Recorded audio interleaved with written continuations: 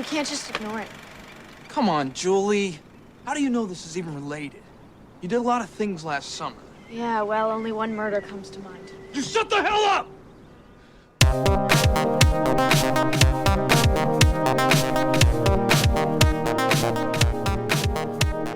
No, you shut the hell up. No, you shut the hell up. No, you shut the hell up. Shut up. Drew, start the episode. It's episode 78. I know what you did last summer. Here we are. Welcome back, the Last Row Podcast. If you're looking for our website, thelastRowPodcast.com. Follow us on Twitter at The Last Row Pod, Facebook.com/The Last Row Pod. Head out to Spotify, hit subscribe, Apple Podcasts, leave a 5-star review. Leave a 5-star review. 5 stars. Shut up.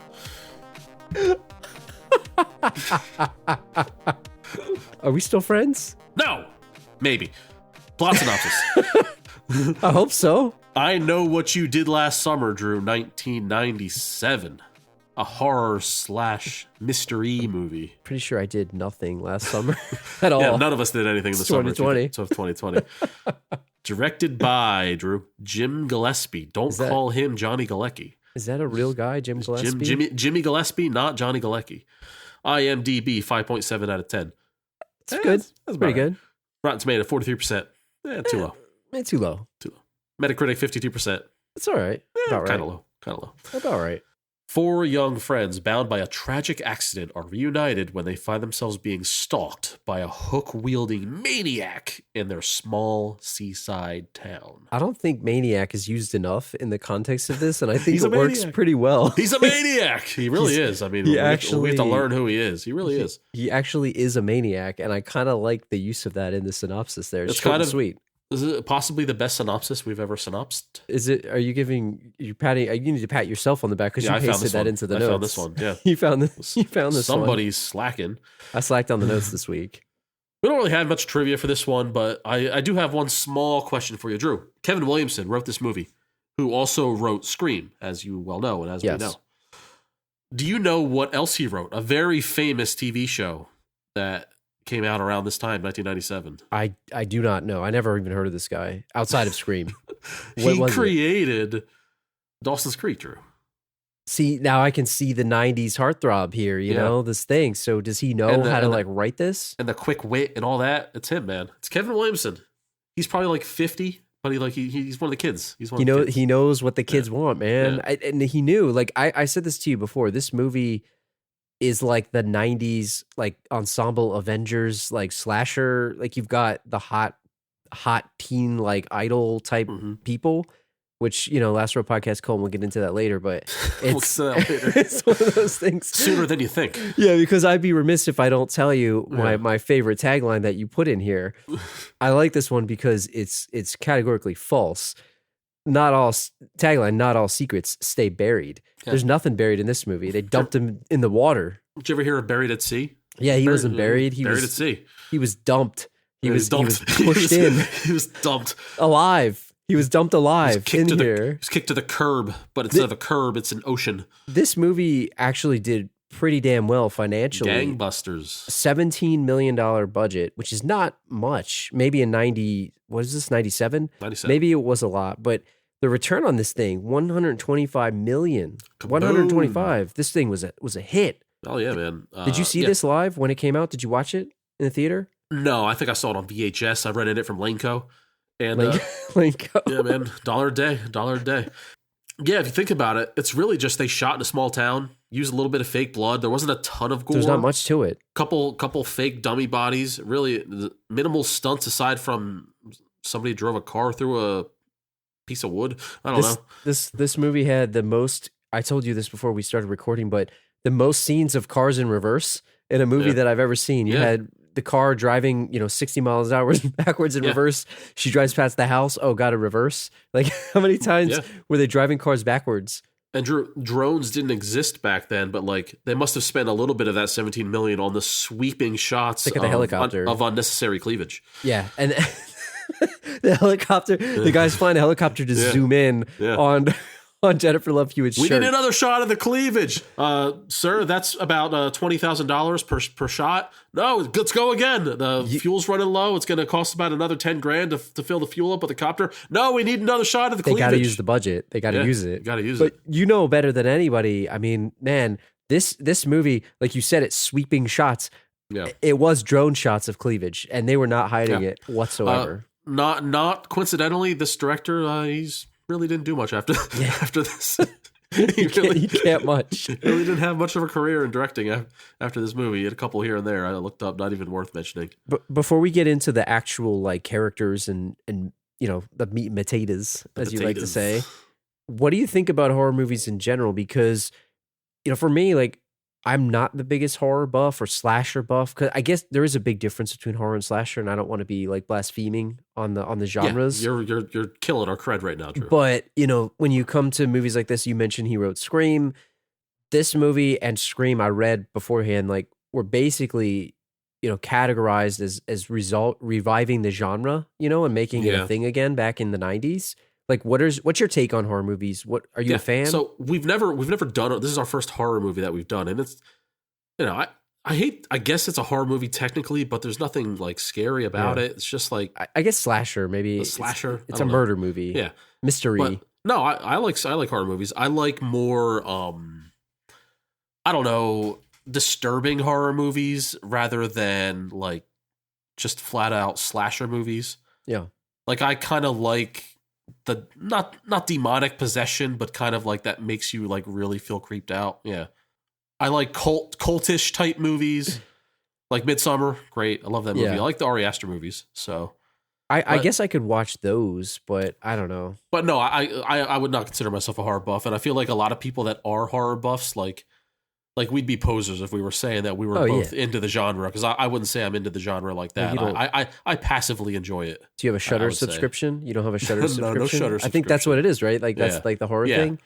No, everyone that listens to this show, if you're new to the show, Badway and I lived together for a bunch of years back in the day, and we had another roommate too, friend of the podcast, Julio. We used to watch these types of movies together, but I enjoyed them when you guys put them on, but I never like suggested it or volunteered it. I just enjoyed them. But now that we don't live together, like I just don't really watch these. Not because I don't like them, I just don't watch them. You're afraid of someone breaking into your basement and coming to get you. Well, you get the window right here. I can't be watching that. I'll tell you real quick. This is my relationship with horror movies. So when we were living together in a second floor apartment, mind you, in a very safe apartment complex, to us anyway. It seemed safe enough.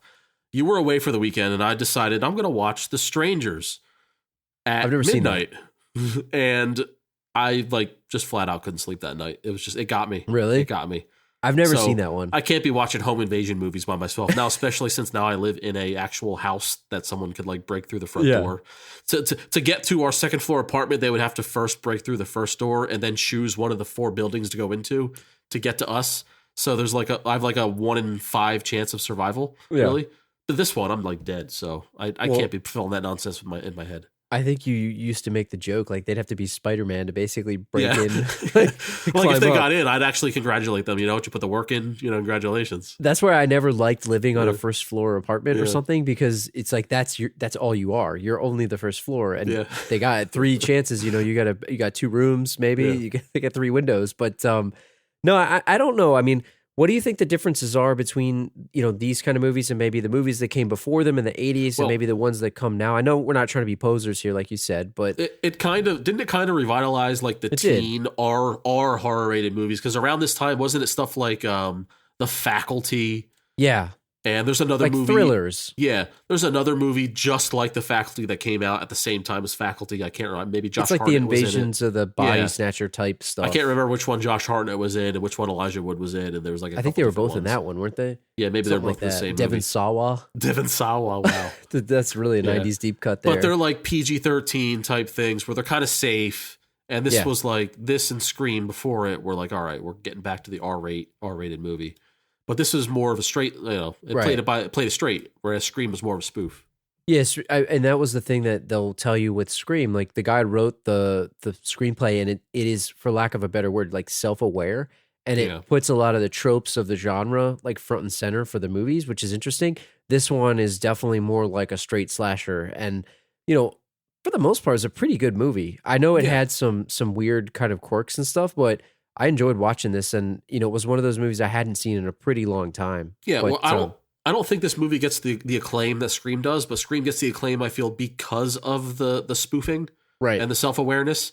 Like, Williamson seemed to write this movie in the same tone as Scream, but without the self-awareness. Like, he played it completely straight. So you get like the witty banter and pop culture references, which may or may not play today, versus as when they were more current. Right. But it still makes for that enjoyable, script and dialogue, but completely without the self-awareness, which makes it a more dated movie, I guess, than Scream. It definitely does. I think Scream holds up, and it's a pretty good movie. But maybe we can get into the characters and the setup for this movie. You said it plays it pretty straight. It's set up in this small town in North Carolina, which honestly, for some reason, I just remembered it being in New England. Yeah, I thought it was in Maine. I thought this movie was set in Maine until I went to see it again. I'm like, oh, North Carolina. And just watching it, even in the beginning, I'm thinking, oh wow, this is interesting. And then it looked like they were on Highway 1 in California. Yeah, definitely. It was like all over the place. By a movie fact, I believe it was that first opening shot was in California with the street, right? Because that's what I thought. It looked interesting. I mean, we talk about Scream. Scream had a lot of star power in it. This movie had a bunch of star power in it. I mean, you had two really famous, popular female actresses at the time, and two massively popular like actors, right? So you got Jennifer Love Hewitt, Freddie Prinze Jr., Sarah Michelle Gellar, and Ryan Felipe. I never say that right, and I'm probably going to butcher it the whole time. But just call him Barry Cox, Drew. Barry Cox. That's like Barry Cox, Julie James, Ray, Billy Blue Bronson, and Helen Shivers. This ain't. I Know What You Did Last Summer. Triple X. This is an adult film casting list. They don't need to change anything to really just add a couple more scenes in here, and they could make it that film. But Kevin Williamson must have gotten inspiration somewhere when he made these names. Maybe he knew what he was doing. Yeah, he was on a run of his collection, so to speak. Yeah. Well, and we normally don't go through the plot. I'm just going to preface that and say maybe this is one where it may play a little bit more towards the plot. I'll just give the setup for people. If you haven't seen this movie, by the way, there's massive spoilers. There's a huge twist at the end. Just FYI. It was like, what was it, 25 years ago? 30 years late, 25 years ago? Just letting you know. What is the spoiler cutoff? Is it like 5 years? Well, and when something becomes 7 like years? a pop culture icon, I don't think, I guess, we're exempt from it maybe, but... Oh, the killer was the girlfriend's dad. Like, I just ruined the movie for half the people listening to the show. It's like, you jerk! I can't believe it. You bitch! So the movie starts with this small town in North Carolina. It's like it's a fishing town, not New England. Southport, North Carolina. Real town, by the way. A graduation, festival or whatever. This group of high school friends is setting up to graduate. And even before that, there's some guy getting drunk on like a cliff who I thought he was just going to fall off and die by himself. Look pretty sad. Yeah. Do you feel comfortable sitting on a cliff like that when you're just like half drunk there? You definitely have a death wish, and I believe he did, but like no normal person sits like that because like one false move, But this group of friends, I want to talk to you about who they are and why are they together, because I don't get the impression that this would actually be a real group of friends. No, they don't seem like they mesh well together. You have Jennifer Love Hewitt, who is the smart one. Yep. She's going to school in Boston to become a lawyer right after this. You got Freddie Prinze Jr., who's quote unquote going to New York, Drew. We don't know what for. They never said. He's in another type of movie. Yeah. And he's like the blue collar nice guy of the group. They allude to his family being poor and all that. Yeah. Sarah Michelle Gellar is Helen Shivers. She's the pretty / popular one. And she's trying to get out of town and become an actress, going to New York. And then you got Ryan Felipe, who's Barry Cox, and he's the football jock QB who has NFL aspirations and is a total asshole. So like the four of them don't really like jive together. Why are they good friends? Why are they a group of friends? I could see, if you ask me, I could see Freddie Prinze Jr. and Jennifer Love Hewitt being friends. Like I could see that relationship and the other two together, but these four together doesn't make any sense. Okay, I see it. It's totally clear to me. You get the pairs. So Jennifer Love Hewitt and Sarah Michelle Gellar are good friends. And I'm not sure Freddie why, Prinze but- Jr. and Ryan Felipe are only with each other because it's their the boyfriend girlfriends are acquaintance? friends. Yeah, their Yeah. girlfriends are friends.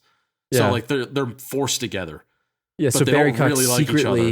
yeah, Yeah. Barry Cox secretly thinks Ray Bronson's a loser. Like he Yes. basically calls him out in the middle of the movie Yeah. when he tells him, "You're always jealous of me. You Uh-huh. want like he." It all came to a head. Yeah. There you go. You deciphered the whole thing. But why would now? This is me going full high school trope territory. But we're in the '90s, so let's go for it. You got to go with it. Why would the pretty popular one, who's like totally vain and wins, Miss Croker of the Year beauty pageant, right? What the hell is that? Why Anyway? would she and the bookworm smart one, who's going to become a lawyer and is super serious and probably thinks all that stuff is ridiculous? True. Why would they be best friends? I mean, maybe they didn't grow apart, and it's a small town, and it's like Yeah, friends there's since not many. kindergarten. Yeah, It's probably that's what it is. Yeah. But I think you nailed the Freddie Prinze Jr. and Ryan Felipe thing. Yeah. You They're not really friends. nailed it. They're They're not not friends. Even though they kind of act like they were. I don't know. Like Felipe is so aggressive that I don't know. It's true. And is it okay or acceptable to wear your Letterman jacket after you graduate? By the way, No, like when do The you have to second- take it off? The second the bell After the rings, ceremony? the bell rings. The second the bell rings on the last day of school, senior year, you got to rip it off. Can you wear it in the summer? You can't wear it in the summer. No, It's like first of all, on it's the the beach. summer. First of all, You wear it's it the on the summer. beach. It's He the gives it to her on summer, the man. beach. Yeah. Like give it to her on the beach. I don't know. Like You put it in the closet forever after the bell rings. Did senior you- Year. So let me ask you this before we get into some of the other characters. The only person that I could possibly kind of stand in this movie was Freddie Prinze Jr. From if I was in this town, right? Yeah. Even Jennifer Love Hewitt, she was pretty okay. I couldn't stand Helen Shivers or Barry Cox. Like No, you wouldn't catch me near them. No. They just seem like the worst type of people. they're in not my your opinion. kind of people. Not my you, kind of you, people. You wouldn't cover up a murder for them, as they say. No, you're not that. I You're, not would- that, you're not as good of friends with them to cover up a murder. Exactly. Yeah. Exactly. I mean, and then there's a couple other Which random. Freddie shouldn't have been. Freddie Right. should have been the one. He but- should have just. You know left. what? He was second on board, though. He was second on He board to was. cover up the murder. Well, that's the thing. Well, we 'Cause can talk maybe- about it. Yeah. We'll get to this later. but we'll ask our podcast. But there's a couple other random characters that maybe are worth hitting on. Johnny Galecki also. Yeah, At man. that point, was he big in the '90s? He was kind of like not big. He big did now. Roseanne. He did Roseanne. But like that was over at that I think point, he was. right? It might have bled right into it. Maybe, All right. maybe a year or so difference. I So don't you know. had him. He was Max. He like that. liked. Let's not underscore. Like that's a big character. Like it was a huge show, and he was popular on that show. So he Yeah, had no. some clout, but he's not by no stretch like in any movies. Right, that's what I mean. Like for this, Yeah. this is kind of a big role for him because he Yeah. wasn't in much after that, I guess. And now, I mean, obviously he's in a lot of stuff now, but Yeah, I think he did a good job as like the fifth wheel that is in love with Jennifer Love Hewitt. getting gutted on the Yeah. crab table, just lying in Unnecessarily. a trunk, Unnecessarily, by the way. And- Maybe and by- you're. And by the way, like he may have been a little aggressive towards Freddie Yeah, in the car scene, but Freddie handled it with class. I thought he did. Total I thought class. he did. But how about how Ryan Felipe basically threatened to like end his life at that party, which it seemed a like diff- roid rage to It's a me. different animal. It's a I different mean, animal. I've known Yeah. people like that'll just Yeah. fly off the handle, and Yeah. again, not a Right. guy that I'm gonna put myself No, you're not going around. to associate with. No. And then you had the sister who was like, she didn't believe in any of the stuff that Sarah Michelle Gellar's character believed in, like her hair, etc. Like she just made fun of her. Bridget Wilson, Yeah, she was just. Can we just say it? Grade she was A bitch. awful. Yeah, she was just- pretty mean. For no reason, she was mean, but maybe some I jealousy. think she was jealous of her sister. jealousy. I But think she had a that's good what gig. it was. She was running the store. She was running Shivers. Yeah, but I think Shivers or whatever the hell. at the end of the day, you know, it's like maybe at the end she didn't want to run that store in that small town. She wanted to get out. She wanted to be an actress maybe in New York. Maybe She she said, wants that "Dad crown. gave me the store." Well, so Well- when she said that, was there like regret in her voice? Yeah, she's Maybe like, maybe I missed that. Dad gave me the store. I guess Okay. I gotta do this. I'm now." sorry. So let me turn back to what I know. We're all over the place here. This is what we do in the last round. We go all over the place. There was a scene where Sarah Michelle Gellar walks into her house and her dad's sitting there watching a baseball game. He didn't even pay attention to her. And like she said, "Hi, Dad, how you doing?" or whatever, and like didn't even move. Does he have a health problem, Drew? I don't. Did you know. get that feeling? I got the impression. Well, it's good now that you're saying it because now I kind of get it. but he just seemed like he was really into that baseball game and he didn't care. He's like, a bad dad, bad father but you're right. Maybe. Ooh, do we have to bust it out? I don't bad know. Father? No, but I was wondering, like, maybe the sister had to take over the job because the father is losing it mentally. They didn't say it, but they probably should have. I kind of got the feeling a little bit. It just could that be. They only showed him for like 5 seconds, but like that interaction was so odd that he ignored her. Made me think that there was something wrong with her. Yeah. And I've never seen a bigger waste of a soda in my life. She poured that and took 2 sips. Get out of here. She poured like half a can. Like she had a very tall glass and she poured half the can. Like, what are you going to do? You know what I hate? You know what she's going to do? She's going to stick that half a can in the fridge. It's going to be flat. It's going to stay there forever. Is there anything worse than stale Diet Coke? No. You can't put an open can in the fridge. But she's not going to clean that fridge. She's not going to clean that can up, Drew. It's going to stay there until someone else. That's why your sister hates her. It's going to stay there until someone else knocks it over when they're trying to get food out. Right. Because it's an open can. And you know what, Drew? There's about 4 other open cans in there too. Yeah, exactly. There's about 4 other open ones already in there. God, Helen Shivers, man. Is it Shivers or Shivers? I said Shivers. Shivers if it's a porno name. Shivers if because the department store, I can't picture a department store named Shivers. Shivers sounds like a department store, doesn't it? Because when I saw but it needs the apostrophe S or the S apostrophe. Yes. Like Shivers. Like it's Shivers, you know? Yeah, it's Shiver. Her name is Helen Shiver, and it's Shiver's store. You know what's funny? Like we always talk about like when we talk about editing this is for the listeners out there. People say, "Oh, update your iTunes, iTunes description about your show." It's like we've gone all over the place of like, how would you even describe this show? I couldn't even tell you. It should just be Drew and Badway are all over the place. Drew and Badway. We'll get to this later. We'll get to they'll get to that topic later. Yeah. That's what we should update it to say. Yeah. But anyway, getting to that topic later. Yeah. Then you have Anne Hesh. Come on, right? Drew. David you were the movie Egan's business. Sister? You know Anne Hesh. Hey, yeah, I guess David Egan's sister. There's really nothing. She's just creepy. There's nothing else to say about her. She just lives out there, but she was lonely. Yeah. She just wanted a friend. She tried to give him tea. Sister of the guy that the kids presumably hit with their car. Yeah. And there's not much to say about her.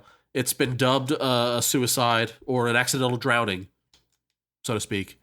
And she's just overall weird. And you would expect that because, she's lonely. She's got no one around. Their dad's not around anymore. She's living in a big farm, kind of piece of crap.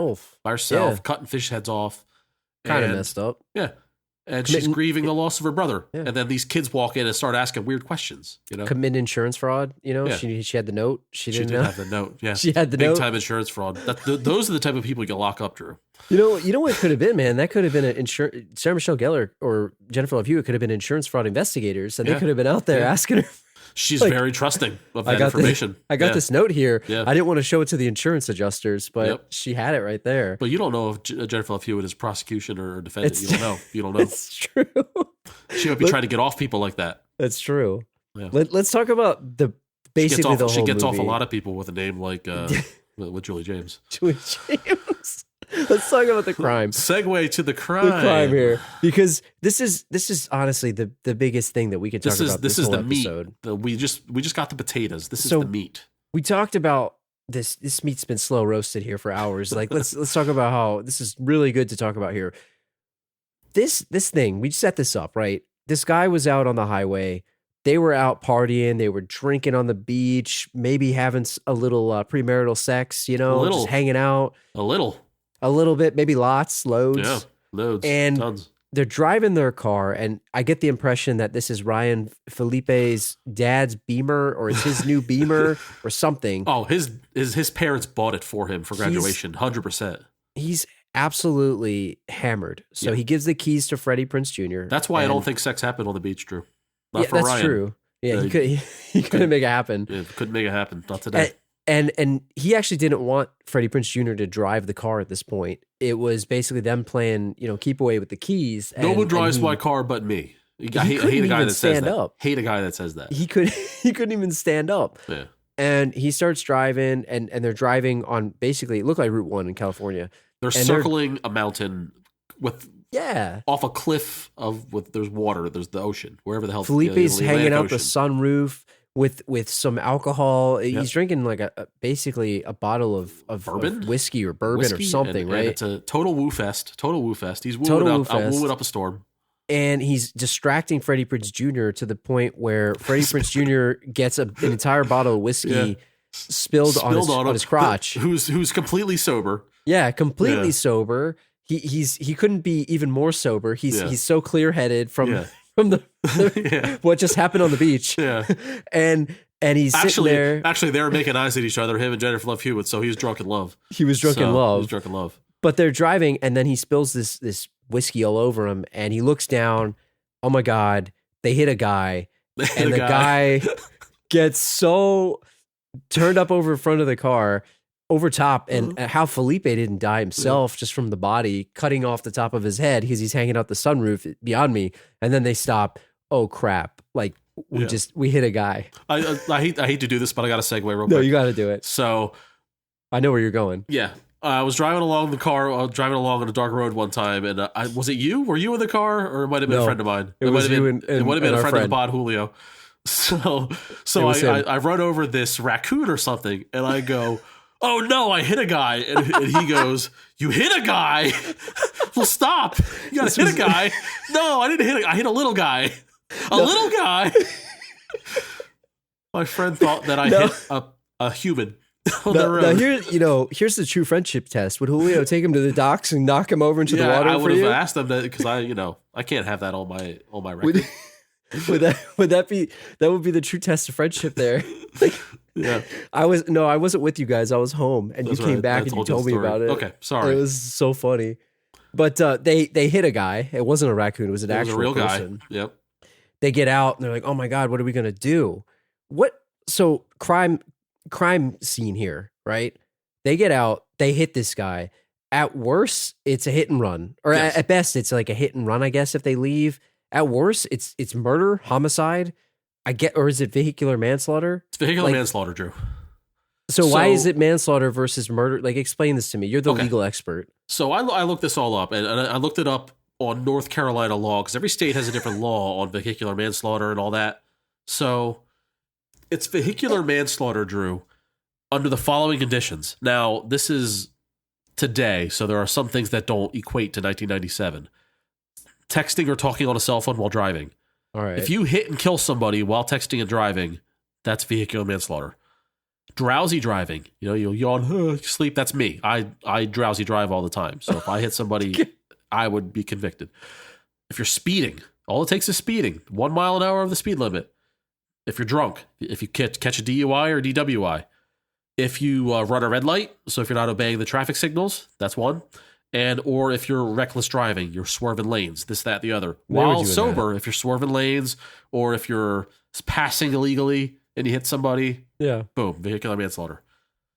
Would you like to know what's the penalty for that? The penalties, I have that. What is that? Okay, so it's a misdemeanor if you kill somebody and I can't imagine like killing somebody being like a misdemeanor, but and I don't even know what that means legally. Like, actually, I think I know what it means, but I don't know the legality of it.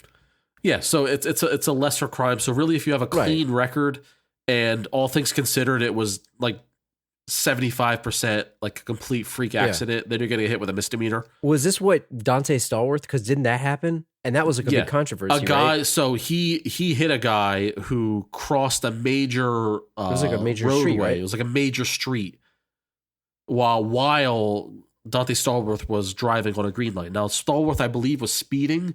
Yeah. But the guy literally came out of nowhere. And the guy walking was drunk, or running was drunk. So that's why Stallworth played football the next day. Yeah. So it's I know that was a huge controversy though back when it happened. Yeah. So if they hit you with a misdemeanor, so if you have a squeaky clean record and all things considered, like this was almost unavoidable, you're going to get hit with a sentence of up to 150 days in jail and a fine set by the judge. All right. So when they say up to 150, it may even be 0. Okay, so you could get away with it. Yeah. So do you think one of those scenarios where I laid out led you to think that this was a vehicular manslaughter case? So I'm going to go with reckless driving. Yeah, right? definitely reckless. Because there was a guy, in the sunroof drinking. Now, now our driver was sober, but he was probably speeding, A, Yes. and B, he was driving recklessly. And you got an open container in the car. with a friend in the sunroof. So if he was a nice, responsible driver, he probably would have stopped the car the minute his friend stood up, started the woo fest, right? If we have any lawyers or police officers that listen to this show, we need you guys to write in thelastwordpodcast@gmail.com. I need to know the breakdown here. And quickly, to charge it with a felony, that would be a conviction of 38 to 120 months. Oh, so geez, a minimum of 38 months, which is 3 years and 2 months. Yeah, about 3 years. Yeah. That is if they're charged with felony, which I believe this would be because the driver was not drunk, alcohol was involved. So it was a little more than him just speeding, a little bit. What do you think about the way this went down? Because when they get out of the car, they think that they killed him because they see the boot, the rain boot or the slicker boot, whatever it was, and they saw blood all over it. Now the question becomes: was that actually this guy's blood or was it someone else's blood? Which is, spoiler alert. Yeah, but it could very well be someone else's blood. So they found the rain boot, right, or whatever it was, the slicker boot, and then they think, oh my god, we killed this guy. So what happened? Did they think that they actually murdered him? And at this point, what would be going through your head? Put yourself in. They got their life ahead of them, type thing. Yep. They're the teen, living high, can't wait to graduate and move on. Would you, I'm not saying would you personally, I'm not going to put you on record here, but theoretically, would you call the police? What would you do? I'll tell you right now, all things considered, I'm dumping that body in the water, Drew. Yeah. Are you with me? I hope this isn't a record of anything. Been there, done that, Drew.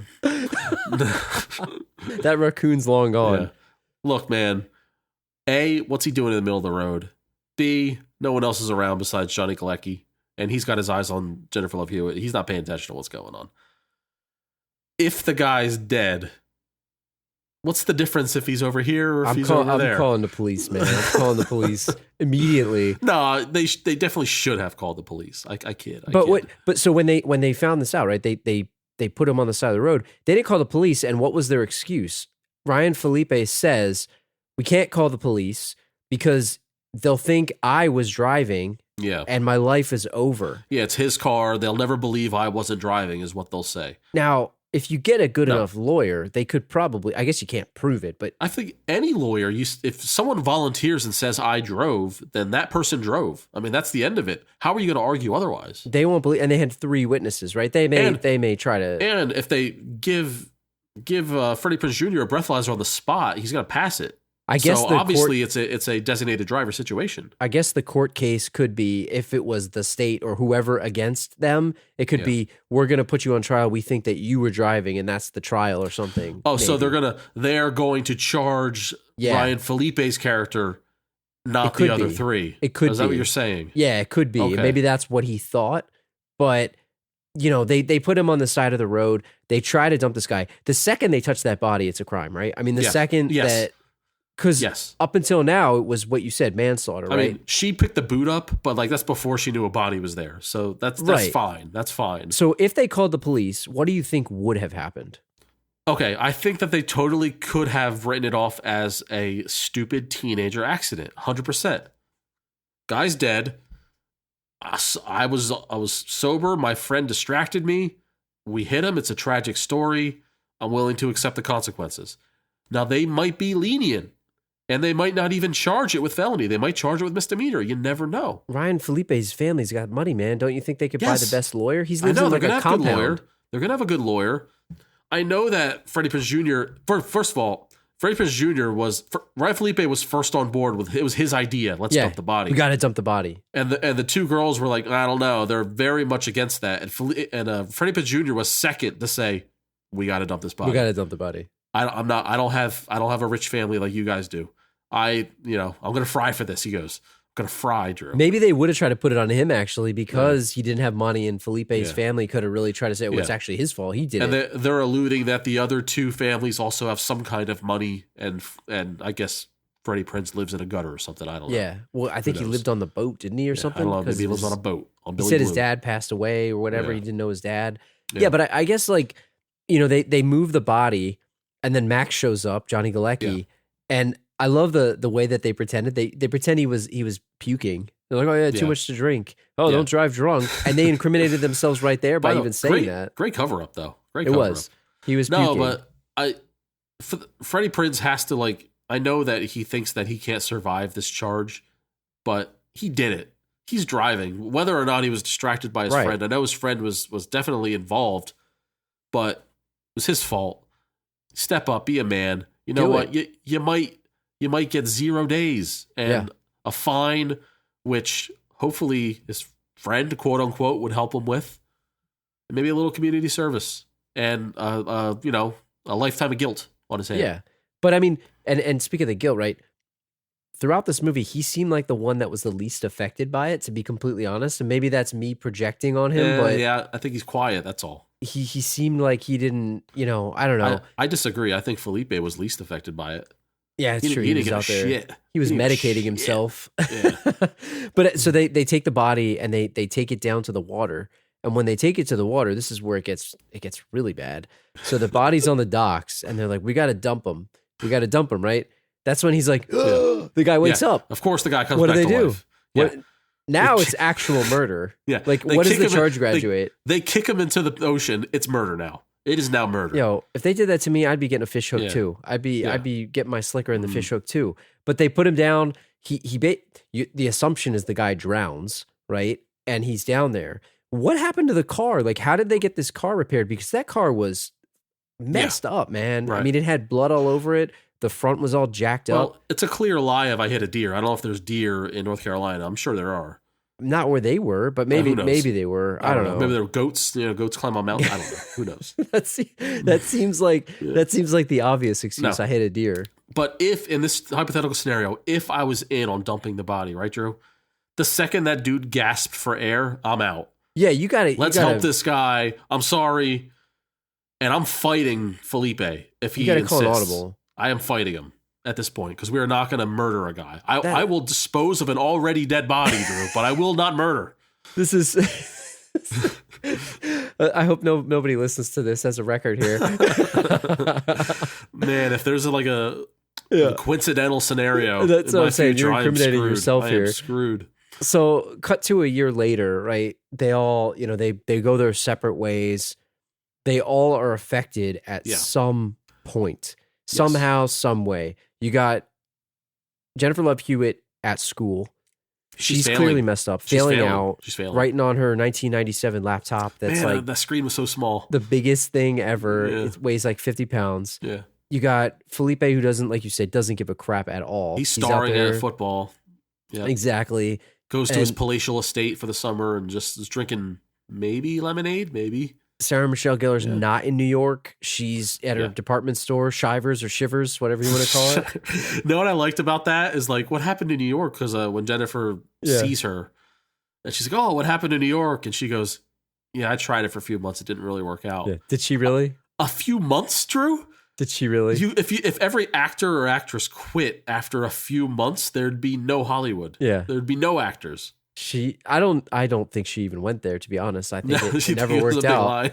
It never worked out. Do you think it was because of the crime and the weight of the guilt? So. Or do you think that she just didn't have a work ethic? I think both. And I don't think she was ever going to make it because she just didn't seem like somebody that was going to make it. I don't know. She just didn't have it. I liked that on the beach when before pre-murder, pre-vehicular manslaughter, when she's pre-coitus with Felipe, she goes, "I'm going to be in my second year of Guiding Light, of my 5-year contract with Guiding Light." And I'm like, if Guiding Light is your goal, a soap opera, then you're probably not going to make it. That's what I mean. Like, I don't think she's going to get there. And then you got Billy Blue. He's a fisherman now. He never went to. What the hell was he going to go to New York for? Yeah, Freddie was going to New York for unknown reasons. And he never made it, and he's just working the boats, which is an admirable job. Yeah, he seemed like he was actually happy with it too, which was good for him because he said it. He said he didn't know his dad. His dad was a fisherman, so he was looked like he out of all the people. I mean, I kind of alluded to it earlier. He was taking it the best. I get that he was probably still bothered by it, but he seemed like he was happy with his life. I think it definitely affected his future plans. Like, fair enough. They disposed of the body to protect their future plans, and really none of them worked out except for Felipe, really. Yeah, I mean, and this is where the killer starts messing with them. They start getting the notes, and this is like, I know what you did. I know what you did last summer. I still know, whatever it was, and they're all getting like hounded by this killer. And I mean, we could go through everything. I don't know the right way to do it. I liked. We talked about this pre-notes that I liked how they were all like separated, right? Like they hadn't contacted each other. It kind of ruined all their friendships. Both relationships split, and the two girls didn't really contact each other in a year. And obviously Felipe and Prince weren't talking to each other. They're not real friends to begin with. And I liked how it was weird when they reconciled a year later. Like there was good tension. I thought that was like the best acting of the movie was the tension, because otherwise, when they were yelling at each other or when they were scared, I thought it was like, not that great acting. Thought Michelle Gellar was clearly better than the rest of them. Yeah, she was pretty good. I thought, it's funny, I might have read it. I think it was in James Bartonelli's from Real Reviews, his review. He said something about how they did a really good job building the fact that, and I know, like, you look at the 90s, like they were kind of cheesy looking back on it, but at the time, it actually was pretty well done because they were so traumatized by what happened that they couldn't even face each other. Yeah. And that kind of hit home that it was like a really traumatic event, and they couldn't even, the relationships ended and then the friendships ended too at the same time, like you said, which was the most good. Realistic, because I think that would happen if that were to happen in real life, that scenario. I think like if you or I were involved in a murder cover-up, I feel like maybe it would probably permanently affect our friendship. I mean, this podcast is over. I'm just we're gonna end it right now. I mean, we were off for 3 years, so you never know what happened in those 3 years, people. Exactly. But I mean, this is where the killer's messing with them. Sarah Michelle Gellar's hair gets cut.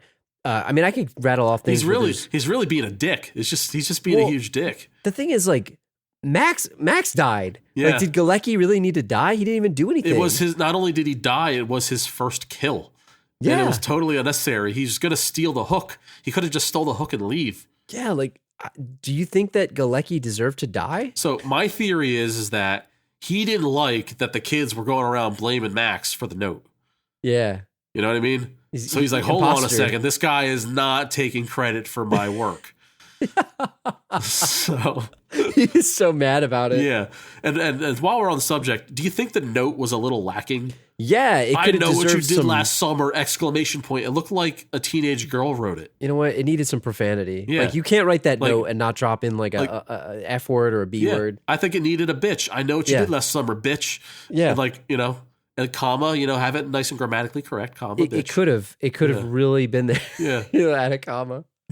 It definitely was lacking profanity. Yeah. Like it looked like a written or a printed font. It didn't look like handwriting to me. So, like, my question is that, so you said Michelle Gellar had her hair cut, like, total prankster. Brian Felipe got run over by his own car and got his Letterman jacket stolen. Good move. I mean, less prankster, more, message. He did that guy a favor by taking that jacket. You can't be embarrassing himself by wearing that a year later. And Jennifer Love Hewitt is getting messages and may or may not open trunks of Max's and Crab's. Which was he in there? Was he actually in there? I think it was a vision. I think it was a hallucination. But she heard the noise. Like, I know, but they opened the trunk back up and it was like squeaky clean. So everybody else's was real, but hers was fake.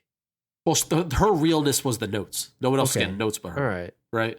But like, I thought it was odd that we didn't get anything for Freddy. Now, was that to like try to trick us into thinking that he was the murderer? Yes, definitely. Right? I guess so. Because that's what I was going to ask you, and maybe I'll just ask you right now. Like, while this movie's going on, what did you think of like the lead up to who is actually the killer? Because I do want to talk about the killer in a second. I liked it. I liked that there's some mystery to it. But like, did they get you? They didn't get. I never for once thought it was Freddy because it made zero sense. Like, can you like explain to me how it would have made sense for it to be him? Because like he was a part of the original murder.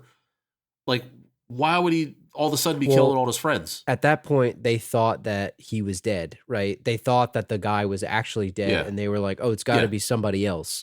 And they didn't think that it was actually. I mean, it was somebody else, right? But they thought it was the suicidal guy on the cliff who was there was. So I'm sorry if we didn't explain this earlier. If you didn't watch the movie, there was a guy on the cliff in the beginning, and apparently Jennifer Love Hewitt researched it. They found that a couple months later, they found a dead body washed up on shore, and they dubbed it accidental drowning, and she was sure that was the guy that they killed and dumped.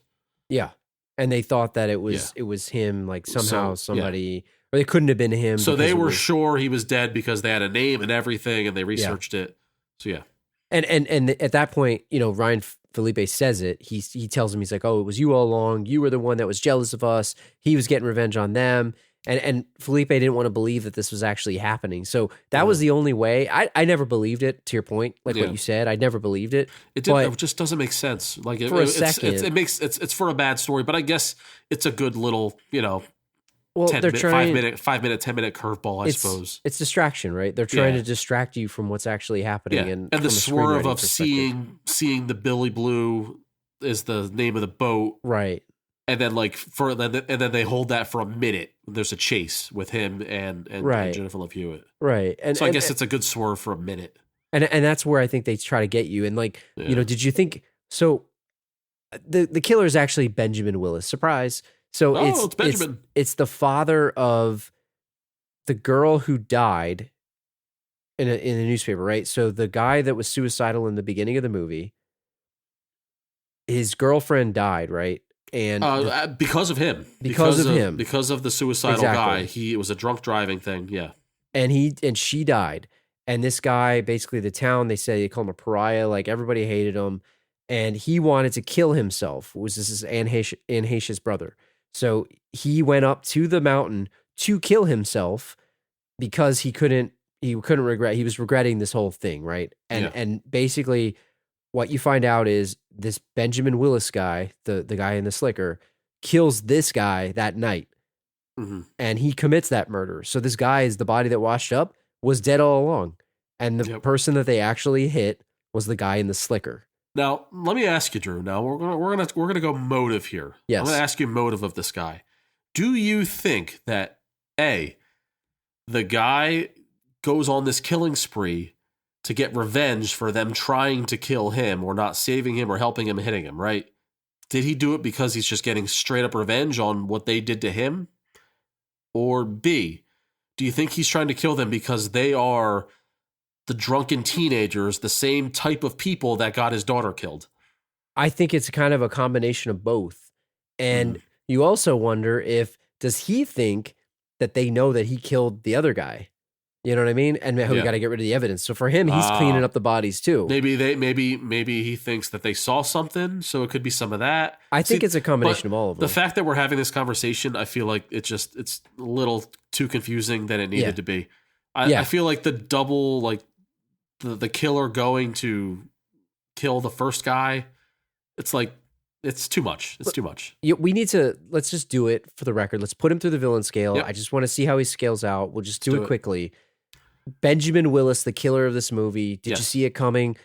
Go through the categories. If you're new to the show, we go through 4 categories: his look and his style, his hideout or his lair, his plan, and then any henchman. That's right. The villain scale in a nutshell. So give me what is his score, and 1 to 5, by the way, for each of the categories. So his look and his style, ponytail, accessories, like what's he got? There's a tale of 2 Benjamins here, right? Because we have the fisherman, who is one thing, and then we have 55-year-old Benjamin Willis, like the feeble old man guy. Yes. So when he's in his little raincoat, he's got his little hood on, he's got his hook. That's a very iconic looking villain. Do you agree? The hook is awesome. Yeah. So I'm going to give him like a straight up 4.5 for that. Yeah. But like in the last 15 minutes of this movie, he just is like a regular middle-aged guy chasing Jennifer Love Hewitt around and uppercutting Freddie Prinze Jr. with the non-pointy end of his hook. He could have killed him like 3 different times, but he decided to like hit him with the non-pointy hook. So I'm going to drop him down to a 3.5 just because the last 15 minutes he was so lame. Yeah, I'm going like a 2 here, honestly. Like I'm giving him a 2 for the slicker and the raincoats. I thought it was really good. I thought the slicker and the raincoat was that good. It was good, but the rest of it just it was bad. I didn't really like it that much. Him in his regular form. Yeah, and the hook is good, but I don't know. Like the rest of it just does away for it. So I'm going to 2. I mean, they opened the movie with the urban legends thing, and I thought it tied in well, but you know, I'm going to be a little harder on him. The hook hand. Okay. What about his hideout? Really didn't have a hideout. I guess his boat. Which boat. by the way, if you're a woman in distress, please don't get on randoms boats because like it's just you're gonna get lost at sea. He and then bad things are gonna immediately happen. started driving out to sailing, driving out to sea. I guess I shouldn't say women. I should say all people because Anybody. like I would be equally in danger if I get on some random dude's boat when he tells me to get on the boat. Get on the boat. It's like, no. Don't get on the boat, please. Just keep running. I'm gonna give it a 1. The boat was a piece of shit. You should have swabbed the deck. Too many doorways, too many secret passageways, too much ice, too many dead bodies. See, here's where I'm gonna give him a little bit of leeway. You like the boat? I'm going to 2. You're a boat guy because I like the fact that it's a mobile hideout, so he can kind of go all over the place. Okay. He had the ice for the fish or the dead bodies that he was hiding, which was actually pretty good. And he had all the newspaper clippings. Like, he did his research. He did do the research. I'm going to go 2. See, I don't like the obsessive layer. I like the baller layer. Yeah. You want the M. Bison, Shadowloo. He seemed desperate. Yeah. I'm going to give it did I give it a 1? I'm giving it a 1. You gave it a 1. I'll give it 2. Okay, right. What about his plan then? His plan to just murder everyone who gets in his way on the way to killing the teens. Pretty simple. Yeah. Yeah, I'm going to go with a 1 because it was just built on blind rage and nothing else. He's just killing random people that are like totally innocent. Yeah. Unless wait, did he think that Max was involved? Because he was there. He did, but he was there. But he was unconscious at the time. No, Max or was he? So that would only lay credence to the fact that maybe he was trying to clean up the mess of anyone that thinks that he murdered Ben or the other guy. Yeah, because he drove by. But like, he was unconscious at the time. He has no idea who this kid is. He was knocked out. Unless he was faking it. No. Yeah, why would he be faking it? He allowed them to carry him to the ocean. Because he was going to get him then. Yeah. He was going to get him then. He wanted to go on a murder spree. He just wanted a reason. He wanted to scare him underwater. Drew, if that was his plan, then it's a 6. Right? He breaks the scale. Because that's next level. It was faking the whole time. He threw the raincoat at the truck. Yeah. Yeah. He wanted to be underwater so he could go and open his eyes. Yep. That was the plan all along. Drew, then he it's wanted a 6. to do that. But I'm gonna base our fake little reality. scale heel in reality, and I'm gonna give it a 1 because it's just blind stupid murder. I'm doing exactly the same. Like his plan makes no sense to me. It's absolutely just weak as hell. Yeah. It's just blind rage. So if you look up the scores, you had a 2, or I had a 2 for style. Oh, we didn't do henchman, but it's henchman. Yeah. Sorry, we didn't even do that. But it's a 0 anyway because he had no henchmen. Yeah, it's a 0. Unless you count at the parade when Ryan Felipe was comically sitting in front of the Croker parade to quote unquote protect Sarah Michelle Gellar, and he got distracted by a fake fisherman because like that coat is everywhere in that town. Was that him? People have that slicker. No. Because he tackled the one guy and it was like his old dude. But it looked like it was also like 80 degrees out that day, and he's in like this like full on slicker, like he's going to be sweating his balls off. So if that guy was a friend to like distract somebody, then he gets a 1. But otherwise he gets a 0. This movie could have used some henchmen, honestly. It could have, but I'm definitely going 0 on that too. Yeah. So you got 2 for style for me, 2 for hideout, 1 for plan, 0 for henchmen. That's a 4. You got 3.5 for look and style, 1 for hideout, 1 for plan, 0 for henchman there for you. My friend, that is a 5.5. So that's easily pretty the bad. worst. Easily the worst villain we've had so far. And it's not even really a villain, but it's pretty weak. He's a villain. He's a killer, Drew. He's a villain. So I mean, Felipe's a villain too, but it's whatever. You could put him through. He's got his hideout and layers like a full on 10. To put it that way, he's got the compound. It's about 4 a.m. I don't think we have time to put him through. So let me ask you this: the movie ends up, they wind up killing this guy, right? And he's killing him, or maybe not. I don't know. But I want to ask you: in the end, they find out as they're off the boat. The cops come, they rescue him. They're like, "Oh, he gets his hand removed." That's also another thing that's pretty weak on his end. Like, from a plan perspective, he gets his hand severed because he's weak. And the hand's still holding the hook, by the way, which is weird. Yeah. But anyway. You got Freddie Prinze Jr. and Jennifer Love Hewitt out on the sides here, and they find out, oh my God, we didn't kill somebody because they found out about the body of the guy. Yeah. They realized that this guy was not the person that they killed. They never committed a crime. They never killed somebody. So what was the actual crime? Because they're basically telling the cops like they're happy. They still hit a guy and dumped a body in the water. Yeah, it was. So yeah, it was hit and run, right? But wait, no, is it hit and run if you then try to dispose No, of it's still, to me, this is attempted murder. No, okay. It was hit and run, and when the guy gasped for air and they kicked him into the ocean, that's attempted murder. Yeah, that's what I mean. Yeah. But then, was it crime scene tampering? What's the crime thing? scene tampering? What is the crime of them moving an alive body that you hit with your car to the docks? That's a crime too, but I don't know what crime that is. It's definitely tampering with a crime scene or crime evidence because there was a crime that happened. They dumped the car. Like his car would not be fixable, by the way, after that. No way. You got to get rid of that car too. They should have lit the car on fire. That's what they should have done. It's a nice Beamer. It's brand new. His dad would kill him. Yeah, he should have said, "Oh, I hit a deer," and then it caught on fire, just like in Road Trip. It always catches on fire. Yeah, so totally attempted murder. If it's not vehicle manslaughter, which it was originally when we thought that it. I mean, they're still at fault, right? They still did it for all intents and purposes. They did it, but it goes to show you if they did the right thing from the start. All it is I don't even know what it is. It's not even hit and run. It's reckless driving. Yeah, it's reckless driving. It's all it is. It's true. They reckless drove and then they called the police and said, "Hey, we messed up." Because the driver was sober and they were messing around in the car. So it's reckless driving and it's a lawsuit. That's all it is. It's a lawsuit. It's all it is. Everyone gets to go to college, Drew. Everyone gets to go. Well, and let me ask you this about the killer before we wrap it up.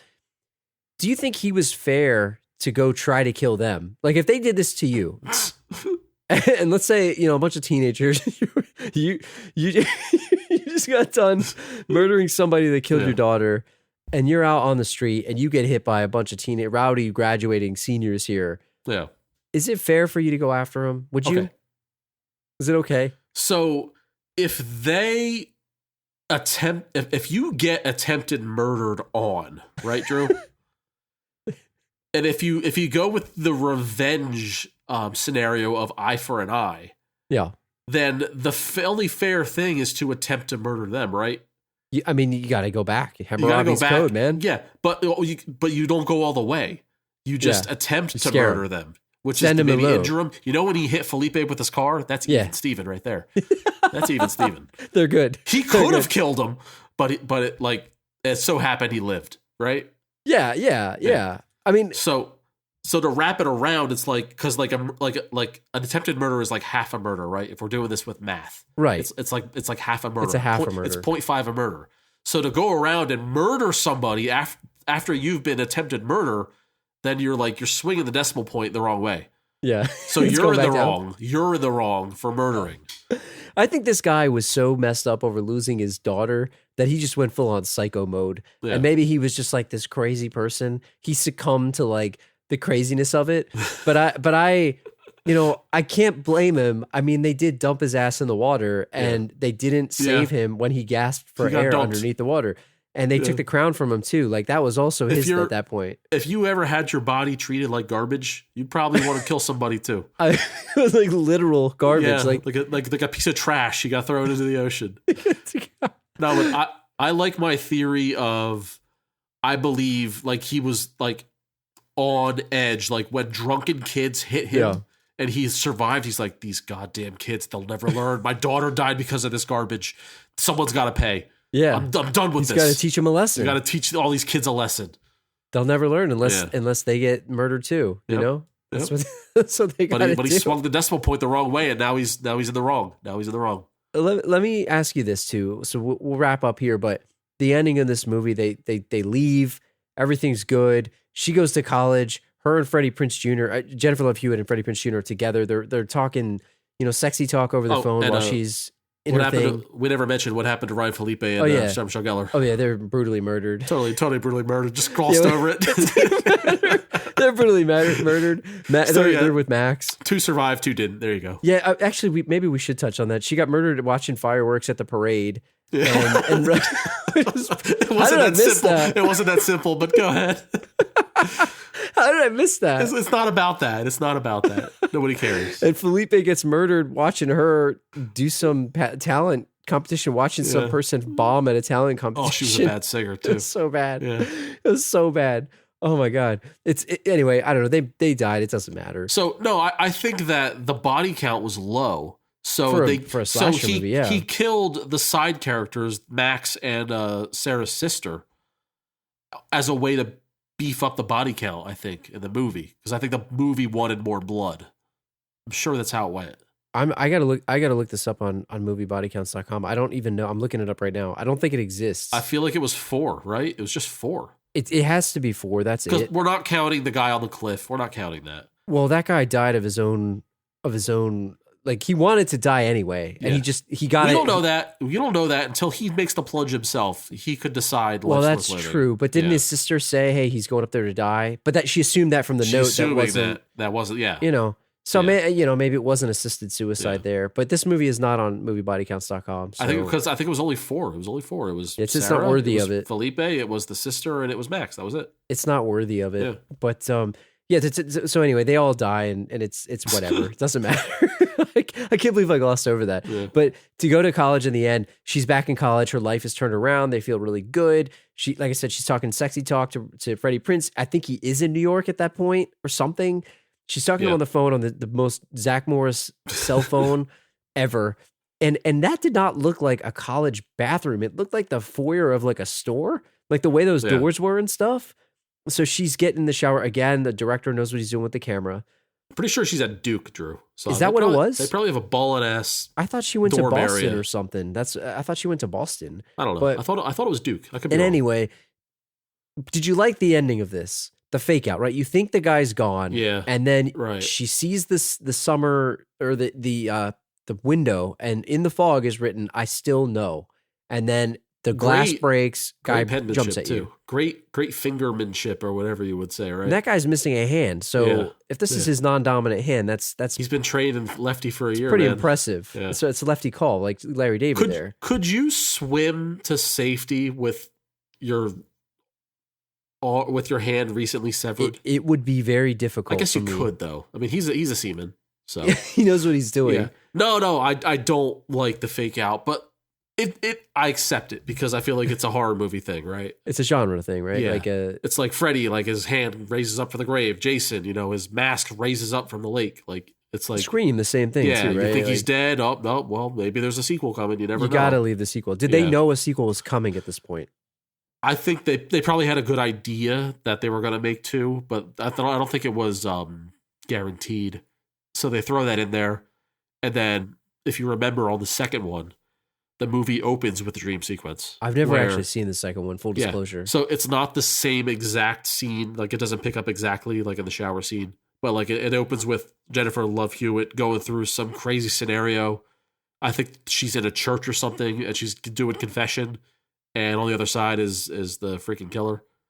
And like he jump scare kills her, and then she wakes up and like screams in like college. So are we to assume that this also was another dream that she was having? So it's another dream right away, and she wakes up screaming in class and embarrasses herself. So she's just having multiple dreams. So it's like she's prone susceptible to these dreams, which is why I also think the crabs are fake. Which would make sense. Yeah. Which would make sense. So she has this like daydream nightmare thing going on. I agree with you. I didn't like it, but I accept it. Yeah, it's a thing. It's cheap and stupid, but it's a thing. It actually got me because honestly I forgot and I was like, oh, it was a little bit of a jump scare. But what do you think? Did this hold up?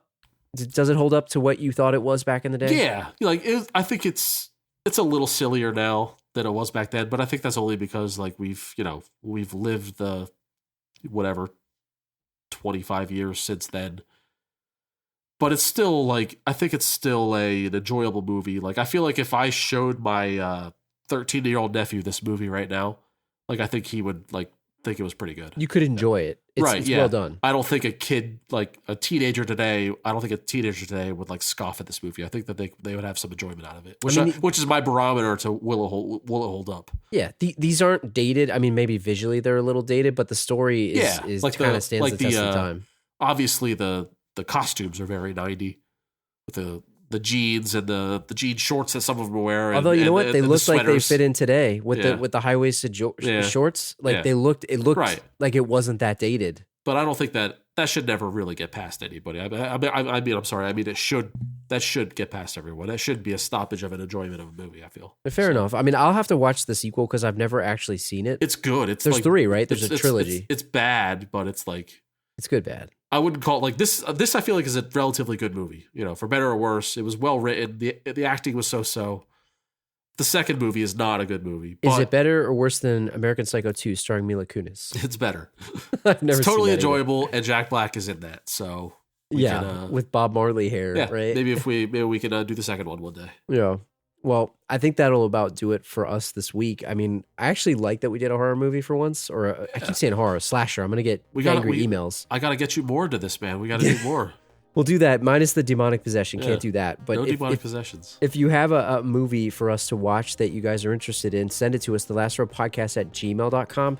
Visit the website, thelastropodcast.com. There's a contact form there. If you're on Twitter, @thelastropod, facebook.com/thelastropod, instagram.com/thelastropod. Leave us a 5-star review on Apple Podcasts. Thanks to everybody that took the time to leave them. We've got a couple more recently, and thanks so much for everyone that's leaving kind words. And we'll be back on next Thursday, May 6th, with a new movie for you guys. On that note, we'll see you guys in 2 weeks. Sweet.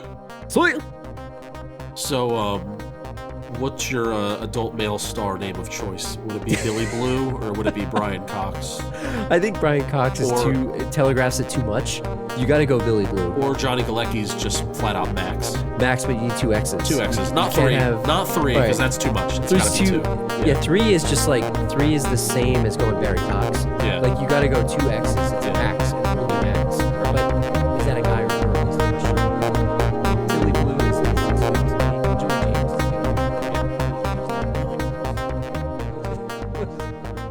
Billy Blue.